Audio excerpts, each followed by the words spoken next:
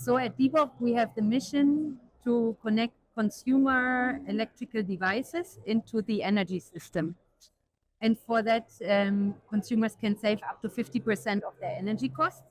And on top, they will save CO2, which will count up to 1 billion tons of CO2 every year once we have grown to a certain number of homes connected. Yes, so I did a presentation where it was around flexibility, because now everyone is talking around flexibility, and the question if flexibility and using flexibility as a business model is complex or easy. And on one side, energy flexibility means that you could take control over a device, which can be a heat pump, which can be a storage, which can be a charger, and you shift the consumption or the production of that device in time to a more favorable time. That's the definition of energy flexibility. Now, the question is how to make money out of that, right? So on one side, you need to connect to the device. That's one piece.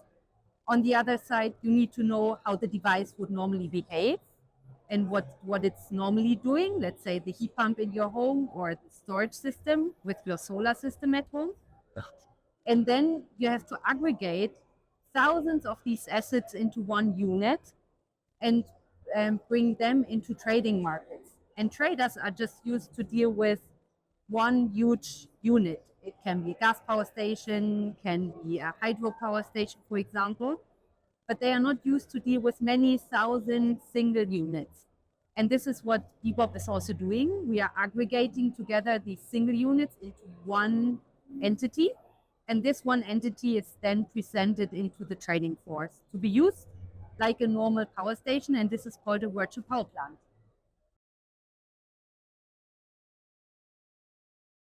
So generally, there are like regulations who impact on one side the consumer specifically, which is, for example, here as we are in Switzerland, the market opening, or not opening in that case, right? On the other side, it's also subvention programs. If there is a support of certain kind of countries for distributed energy resources like the heat pump, like the storage, etc. So these are certain kind of regulations who affect directly the consumer. Now, solutions like Beebop or Tico or Gridix, they get mainly influenced by regulations if the market allows access of these virtual power plants into their market system. And normally all the regulations are made for historical gas power stations or water power stations, but not necessarily of units which consist of thousands of single units. And so that creates quite some difficulties there. But it's manageable. Okay. I think one of the major challenges currently is the pre-financing of the devices for consumers. Like if you have a thought on how much you have to pay for storage, it's around 10,000 euros probably. For a heat pump, it might be around 30,000 euros or even more, depending on the type of heat pumps. And not everyone is able to afford that, right? And to put that initial money on the table. So I think on the technology side, we are really well equipped. But now what we need to figure out is on one side how to finance these investments and also how to make it accessible for everyone, right? Because otherwise we are excluding huge groups of people from this energy transition.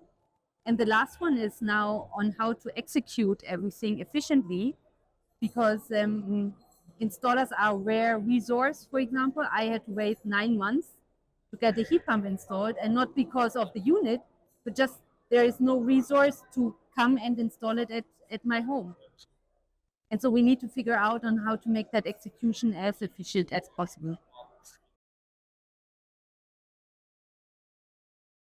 So first of all, I think it's the exchange.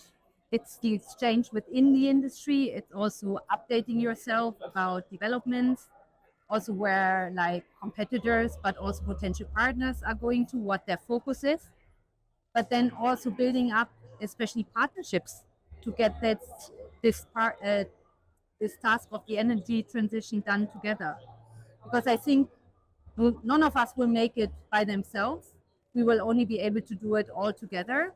And I think here we have the right setup to create these partnerships.